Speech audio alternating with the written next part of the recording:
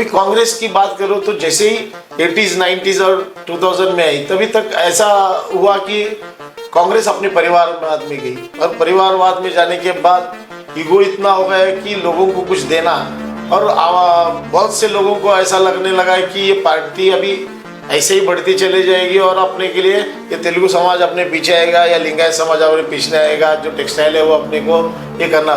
तो ये आवाज़ अभी तेलुगु समाज की वजह से अभी संगा हो मैं हो, ये तेलुगु समाज का भी अभी बड़े पैमाने पर अभी एक सेकंड पर्व जिसको बोलते हैं वो चालू हो गए।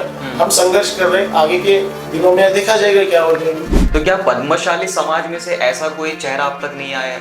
इसमें एक तो तेलुगु कोई उम्मीदवार यहाँ पे खड़ा नहीं हुआ या फिर कोई पार्टी ने इसको चांस नहीं दिया। ये आईटी सेक्टर में काम करने वाले बच्चे आज यहाँ पे 15-15 हजार रुपए के लिए पुणे में बसते हैं और अप एंड डाउन करते हैं, सोलापुर में, हैदराबाद में रहते हैं। महाराष्ट्र में विधानसभा चुनाव की घोषणा हो गई है।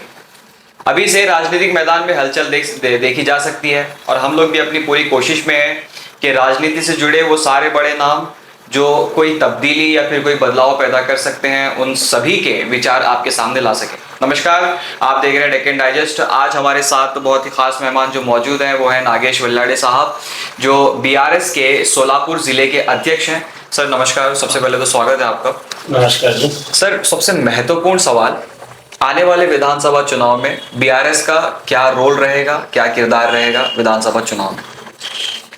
हमने पहले से आपको बताना चाहता हूं कि जो बीआरएस है, बीआरएस की एक विचारधारा सभी महाराष्ट्र में जिस तरह से केसीआर साहब ने इंक्लूड किया था कि सबके जनता के सामने रखा था, उसमें एक ब्रेद वाक्य था जिसमें अब की बार किसान सरकार। इससे जुड़े हुए एक तो बॉर्डर के जो गांव है, पहले से आप नागपुर से लेके विदर्भ से लेके पश्चिम महाराष्ट्र तक देख सकते हैं कि बड़े पैमाने पे तेलंगाना के गवर्नमेंट के ऊपर इम्प्रेस होकर हमने सभी लोगों ने बीआरएस में प्रवेश किया था। और बीआरएस का विचारधारा जो है वहाँ को लेके महाराष्ट्र के कितने ही जन जो एमपी एमएलए रह चुके एक से वो सभी ने इसमें एंट्री किया।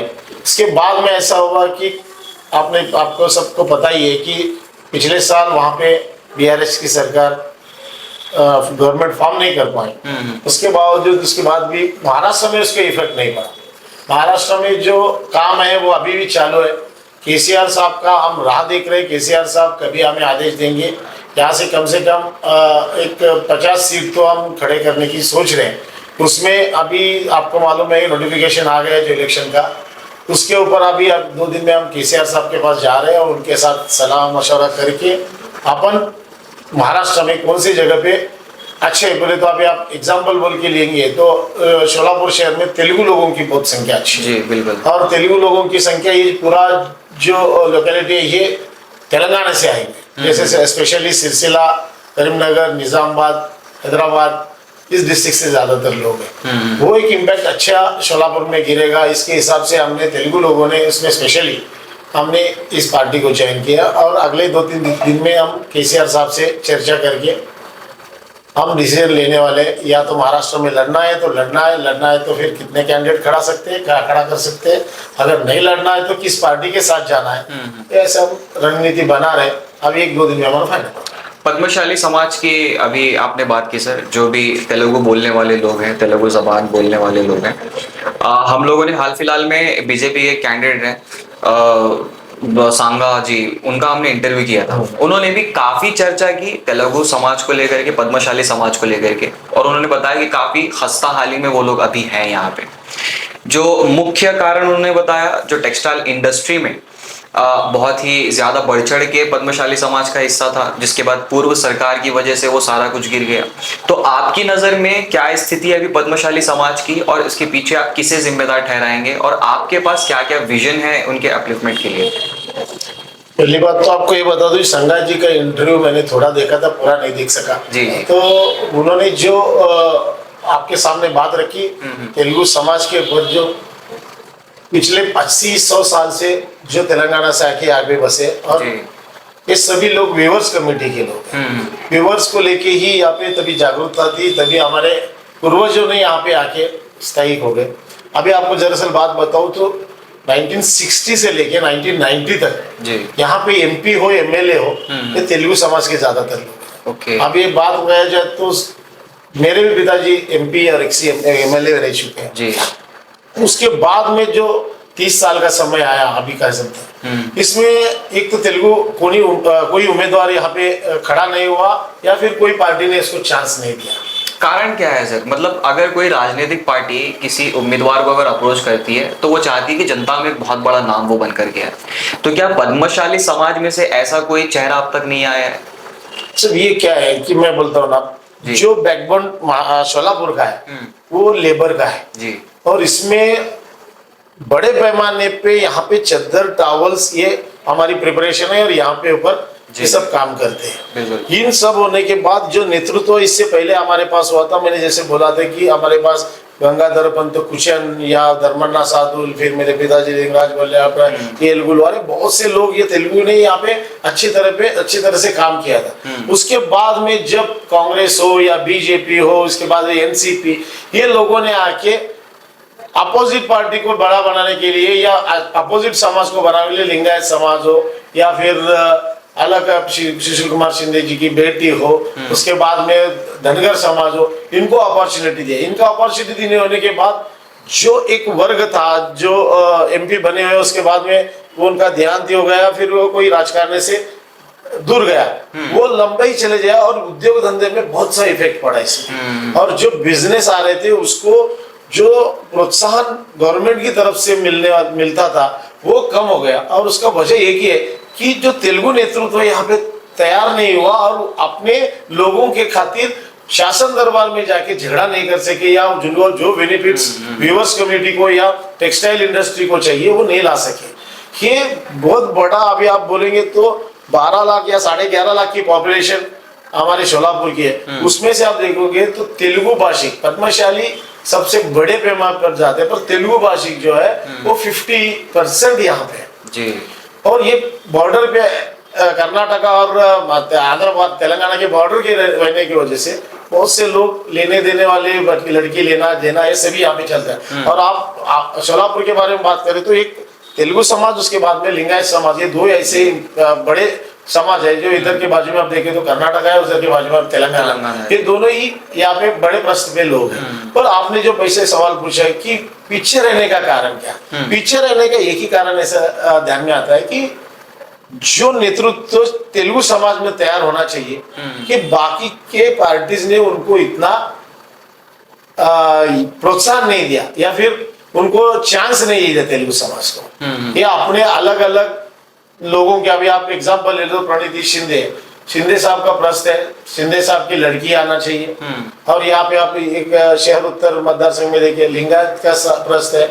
उससे पहले मेरे पिताजी एमपी थे, तेलुगु लोगों ने चुन के दिया था, तभी कोई ऐसा बड़े पैमाने पर लिंगायत और तेलुगु ऐसा नहीं रहता था। एक पार्टी खड़ा करती थी, पार्टी के और आदमी के बलबूते पर ये आदमी चुन गया। पर अभी एक तो कास्टिज्म भी बहुत हो गया और दूसरा जाति में न्याय जो मतगणना है उसका भी है। अभी एक कोई पूछता है तो शहर उत्तर में क्या चाहिए, तेलुगु वर्सेस लिंगायत चाहिए। ठीक है, कोई लोग बोलते हैं लिंगायत इतने साल किया है ना, अभी तेलुगु को चांस देंगे। तो ये आवाज अभी तेलुगु समाज की वजह से, अभी संघा हो मैं हूँ, ये तेलुगु समाज का भी अभी बड़े पैमाने पर अभी एक सेकंड पर्व जिसको बोलते हैं वो चालू हो गया। हम संघर्ष कर रहे हैं, आगे के दिनों में देखा जाएगा क्या हो जाएगा। अभी जैसे आप हैं सर, आप एक पढ़े लिखे आदमी, एजुकेटेड पर्सन है, ऐसे जो मैं बोलना चाह रहा हूँ कि जो क्रीम लेयर है पद्मशाली समाज की, जो सारी चीज़ें जानते हैं, जो चिंता करते हैं असल में और लोगों को अपलिफ्ट करना चाह रहे हैं सोशली इकोनॉमिकली, क्या उनमें बैठ के कभी बैठक हुई है, बात हुई है, चाहे वो किसी भी पार्टी के हों? आपके लोग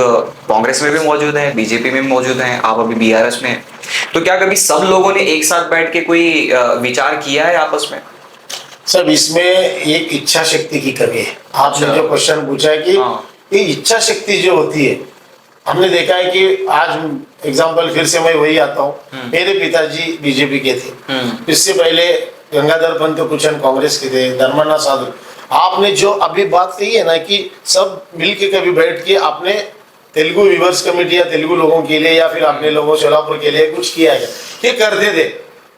पर यहाँ पे अभी ऐसा हो गया, हर पॉलिटिशियन कोई एमपी हो एमएलए हो, डिवाइड एंड रूल पॉलिसी में आ रहे। समाज में संघा को बलियाड़ के तरफ से कैसे लड़ाना है या फिर दूर रखना है, अगर तेलुगु लोग एक हो गए तो लिंगायत लोगों की परिस्थिति क्या, तेलुगु लोग एक हो गए तो मुस्लिम लोगों की परिस्थिति क्या। ये divide and rule policy totally इसमें चालू हो गया। इसके वजह से एक बहुत बड़ा सेटबैक तेलुगु समाज को पड़ रहा है। ये करने वाले लोग कौन है, डिवाइड एंड रूल की जो पॉलिसी कर रहे हैं? मैं बोल रहा ना, पहले इंग्रेज थे, अभी पॉलिटिशियन है, हाँ। अभी इधर एमएलए है, इधर के एमपीज है जो ये करते हैं। कोई पर्टिकुलर अगर आप नाम बताना चाहें तो? नहीं, सभी के बोल रहा ना, मैं विजय कुमार देशमुख हो या फिर रणनीति शिंदे हो या फिर दूसरे देशमुख है, वो सभी है ना, जो है वो है। तो मैं किसी का ये कहना, जो पॉलिटिक्स मेरे पिताजी के टाइम पे था, जो सब मिल के करते थे एक पार्टी के लेवल पर, अभी ऐसे नहीं हुआ, अभी जातियों में बढ़ गई पॉलिटिक्स, इसकी वजह से सेटबैक है। आपने अपनी तरफ से कोशिश की है सर कि मैं खुद पहल करूं, मैं कदम आगे बढ़ाऊं, साथ जोड़ने की कोशिश? मैं क्या बोल रहा हूँ, हमने कोशिश की है, हमने अभी, अब आप मेरे पर देख सकते हैं, मैंने गारमेंट का एक बड़ा सेक्टर खड़ा कर दिया है जी। एक बड़े पैमाने पर। यहाँ पे क्षेत्रीय समाज और तेलुगु समाज होते हैं, हाँ। उनको अंडर वन रूफ लाके गारमेंट का सेक्टर खड़ा किया। और ऐसे अभी ये कल्चर देख लो, ये तेलुगु समाज का बदनामा जो करके किया जाता है, आपके तेलंगाना में भी आपने देखा है जी। ये हम सोलापुर में करके सब करते हैं। ये सभी देने का आज एक तेलुगु समाज या पद्मशाली समाज या लिंगायत समाज या मराठा समाज का इश्यू नहीं है। हम सोलापुर लोग की जूझ रहे हैं, तो उद्योग बिजनेस धंधे यहाँ पे नहीं है। आप यहाँ पे देखें तो हमारा हर घर का एक या दो लड़के, एक हैदराबाद तो माइग्रेशन बहुत ज्यादा है, और जाएंगे तो पुणे जाएंगे। माइग्रेशन रोकना, आज एक समाज के ऊपर ये सब करना, इससे अच्छा है कि सोलापुर की माइग्रेशन कैसा हो। ये बहुत बड़ा आह्वान हमारे सामने है, ये चैलेंजिंग रोल है। ये चैलेंजिंग रोल के लिए हमें चाहिए यहाँ पे उद्योग आए, नए बच्चों को ये मिले, रोजगार मिले। कोई प्लान है आपके पास प्रॉपर? मैं बोलता हूँ, मेरे पास एक ब्लूप्रिंट है, मैं अभी सभी को एक्सपोज नहीं कर सकता कि आज एग्जांपल बोले तो आईटी सेक्टर में आपका हैदराबाद देखे, बहुत आगे। आप कंपेयर बेंगलोर से भी आप आगे हो या चेन्नई से, तो बहुत बड़ा हाथ आपने देखा केटीआर साहब का उसमें रोल था।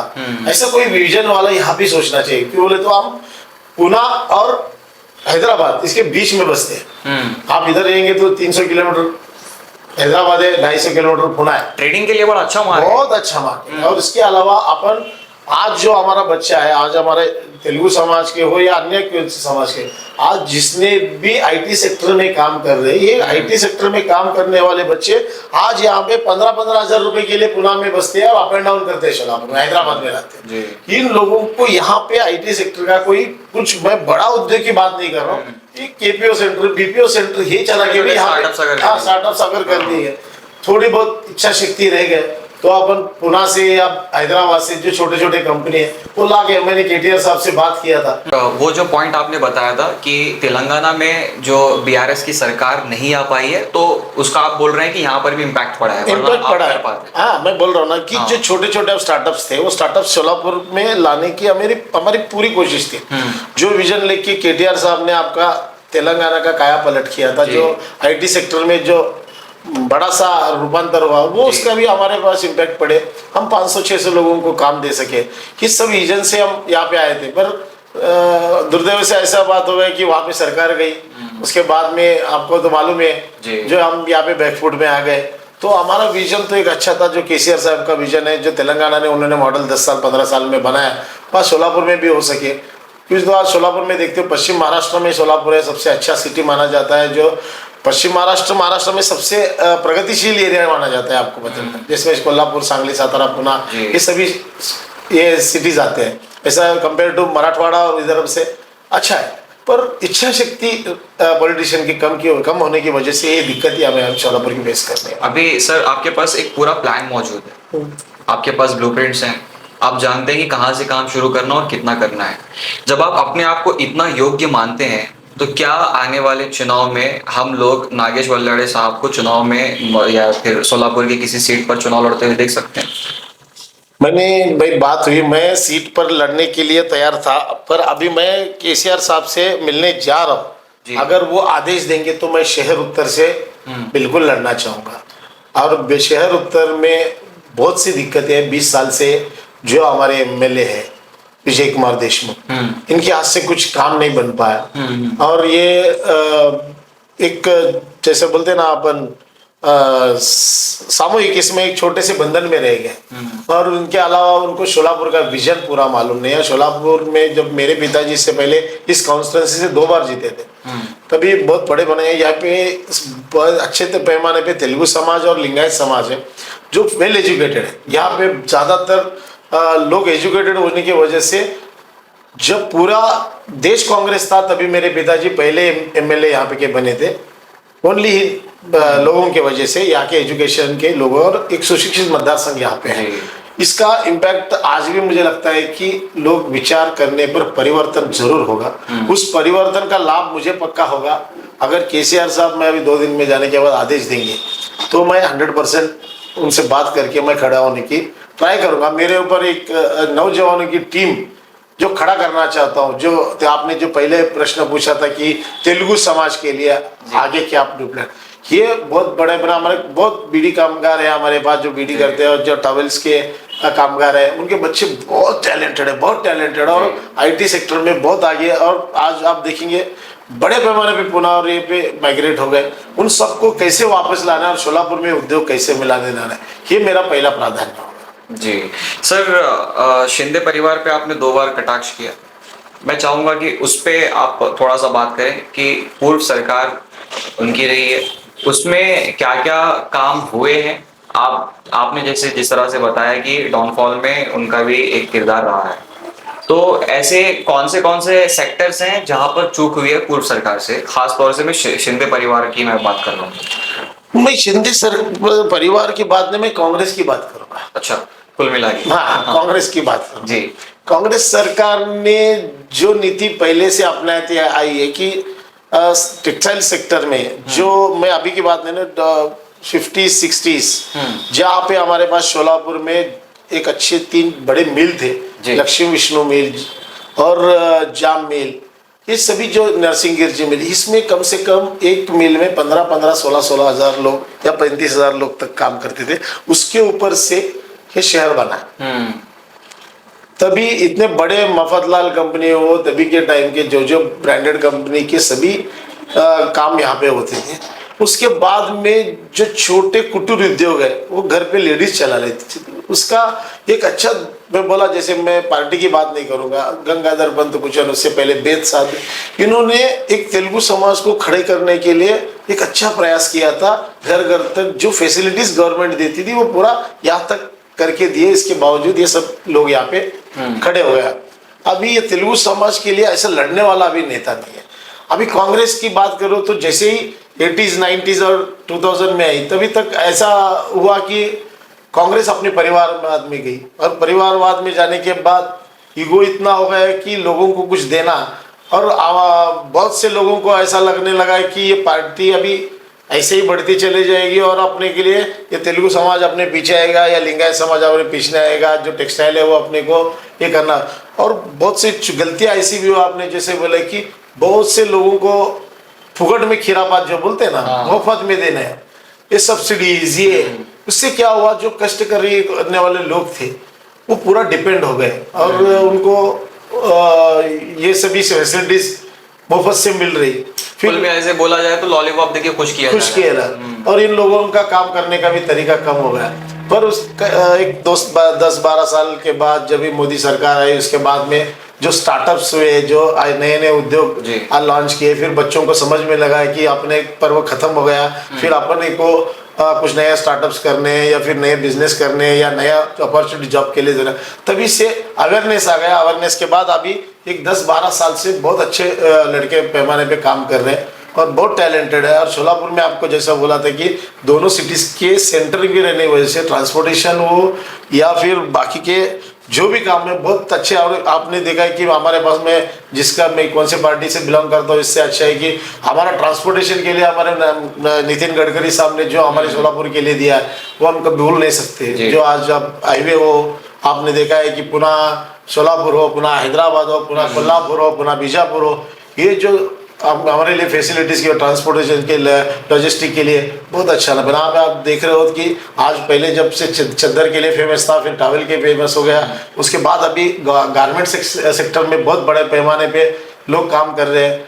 बीडी वर्कर्स जो है, बीडी वर्कर्स का जो काम करने का तरीका है, वो कैंसर होने की संभावना जास्त होने की वजह से हम वो लेडीज़ को बीडी वर्क से बाहर लेके हम कुछ अल्टरनेट प्रोविजन करके हम गारमेंट की तरफ उनको ला रहे हैं। अभी मैं ज़्यादा नहीं बोलूँगा, कम से कम 1500-2000 महिलाओं को मैं गारमेंट सेक्टर में लाया। जो उनकी लड़कियां जो है, उन लड़कियों को अपन गारमेंट सेक्टर में रहा कि बीड़ी का पर्व आपको मालूम है एक बार खत्म हो गया। अभी ये सबको अल्टरनेट सोचना चाहिए, ये सोचने की जरूरत है और ये इच्छा शक्ति चाहिए। आखिरी और अहम सवाल सर, अभी जिस तरह से आपने बोला कि अगर आदेश आता है चुनाव लड़ने का तो आप पूरी तरह से तैयार है, बस आदेश का इंतजार कर रहे हैं, और अगर वहां से ये भी आदेश आ जाता है कि किसी और पार्टी का साथ देना है तो दरवाजे कौन से खुले हैं? क्योंकि तेलंगाना में जो सबसे अच्छा रिलेशन रहा है बीआरएस का वो एमआईएम के साथ रहा है, और अभी सोलापुर में जो जितनी भी असेंबली कॉन्स्टिट्यूएंसीज है उसमें से महज एक सीट ऐसी है जो अभी तक जिसका उम्मीदवार की घोषणा हो चुकी है, और वो सोलापुर मध्य में है। फारूक शाब्दी हैं एमआईएम के कैंडिडेट। तो क्या हम लोग देख सकते हैं कि फिर से बीआरएस और एमआईएम का कोलैबोरेशन हो सकता है यहाँ पे? मैं बोलता ना, जो केसीआर साहब बोलेंगे और केटीआर साहब बोलेंगे कि अभी किसके साथ जाना है, एक तो मैं ऐसा सोचने वाला आदमी हूँ। तेलंगाना का जो पॉलिटिक्स है वो अलग है और महाराष्ट्र के पॉलिटिक्स अलग है जी। यहाँ पे आप देख रहे हो जरंगा फैक्टर जोन में चल रहा है। हमारे पास देख रहे हो 6 पार्टियां हो गए, हर पार्टी के 2 टुकड़े हुए। तो ये 6 पार्टी अलग से, किसान की एक पार्टी अलग से, आज बीआरएस की पार्टी एक अलग से। ये सभी होने के बाद ये सोलापुर में किसके साथ, महाराष्ट्र में किसके साथ जाना है? अभी आपने ये भी सुना है कि शरद पवार के साथ बीआरएस जा रही है। ये सब हो रहा है, पर हमें लीगल अभी तक तो कुछ इंफॉर्मेशन वहां से या ऑर्डर नहीं आया है। अगर वो बोलेंगे कल इनको सपोर्ट करना है तो हम उसके बारे में सोचेंगे। और मैं यहाँ तक बात कर सकता हूँ कि मैं सोलापुर की या महाराष्ट्र की कंडीशन उनको बताऊंगा कि अपन किससे आज अलायंस करना है और किसको साथ देना है, और अलायंस करना है तो किससे करना है।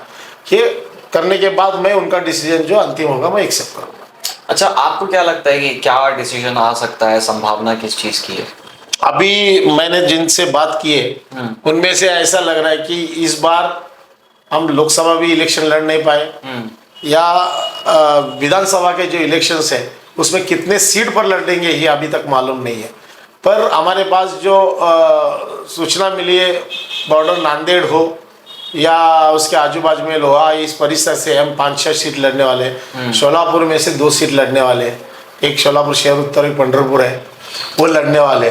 मगर बीआरएस चुनाव लड़ेगी ये तो तय है। हाँ, तय है। और इसमें से अभी सर का आदेश क्या होगा, अभी तो हमने कुछ ऐसा नहीं सोचा है कि एमआईएम के साथ जाए या फिर शरद पवार गठ के साथ जाए या उद्धव ठाकरे गेट से, ऐसा कुछ नहीं हुआ है। साहब अभी 2 दिन के बाद जो बोलेंगे उसके ऊपर निर्णय लेंगे। स्टार कैंपेनर्स में क्या केसीआर जी या केटीआर जी आ सकते हैं यहाँ पे? जरूर आ सकते हैं, बहुत बड़ा इम्पैक्ट है महाराष्ट्र में। आप देखिए केसीआर, केटीआर, हरीश राव, ये अच्छे स्टार लीडर्स हमारे पास मौजूद है। और तेलुगु लोगों को इम्पैक्ट करने के लिए तो 100%, मैं बोला सोलापुर में आज जो लोग बसते हैं वो आंध्र से नहीं है, वो तेलंगाना से, प्रॉपर तेलंगाना से। और जो तेलंगाना की मिट्टी की खुशबू हमारे सोलापुर में भी आती है, और हर रिलेशन एक घर से तेलंगाना से अटैच्ड है, क्योंकि ये भाषा और कल्चर से जुड़ी हुई जो चीज़ है। और इसलिए 100% इम्पैक्ट यहाँ पे पड़ेगा। हम किसको भी सपोर्ट करेंगे तो 100% यहाँ पे चुन के आएगा। या ऐसा बोल रहे हैं, हमारी बात वही चल रही है कि साहब से अगर सपोर्ट भी देना है, ऐसा कैंडिडेट को अपन सपोर्ट देना है जो तेलुगु वोटर्स को पूरी तरह से उसके पास कन्वर्ट कर सके। इस हिसाब से हम सोच रहे हैं। अभी साहब का 2 दिन में आदेश आने के बाद 100% आपको बताऊंगा। ओके, तो सर बहुत बहुत धन्यवाद आपका, आपने अपना कीमती वक्त हमें दिया। मैं अपने दर्शकों से भी उम्मीद करता हूं कि आपके कई सारे सवाल जो आपके दिमाग में हैं वो शायद आपके बिहाफ में मैं पहुंचा सका हूँगा। और अगर कुछ भी आप चाहते हैं कि हमारे चैनल के माध्यम से जो कंटेंट हम आपके सामने लेकर के आए, वो आप कमेंट सेक्शन में अपने विचार रख सकते हैं। और नागेश बल्लाड़े साहब के बारे में आपके क्या विचार है वो भी कमेंट सेक्शन में कमेंट करके हमें जरूर बताएं। और सर एक रिक्वेस्ट आपसे अच्छे हैं। अभी महाराष्ट्र में हम लोगों की नई पहल है, तो एक बार अगर आप आपके जो चाहने वाले हैं हमारे दर्शकों में से हैं, अगर उनको आप बोल दें कि सब्सक्राइब और फॉलो कर लें हमारे चैनल को। जरूर। आप जो डेक्कन डाइजेस्ट ये जो चैनल अभी महाराष्ट्र में जो इंटरव्यू मैंने 2-3 देखे आपने किया है, उसमें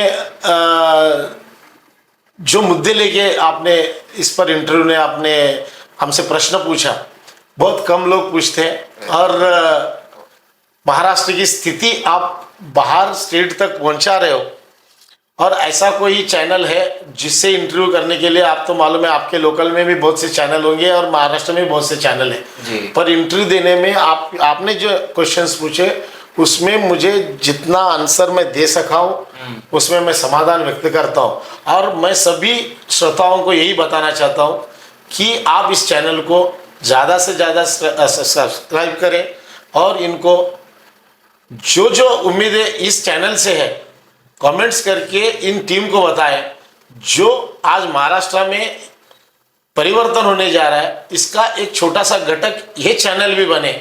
मैं ऐसी शुभकामनाएं करता हूं। थैंक यू सर, बहुत बहुत शुक्रिया आपका, बहुत बहुत धन्यवाद। चलिए मिलते हैं अगले एपिसोड में, अगले किसी और नए व्यक्ति के साथ, किसी और नए चेहरे के साथ, नए विचारों के साथ। तब तक के लिए बने रहिए हमारे चैनल डेक्कन डाइजेस्ट के साथ।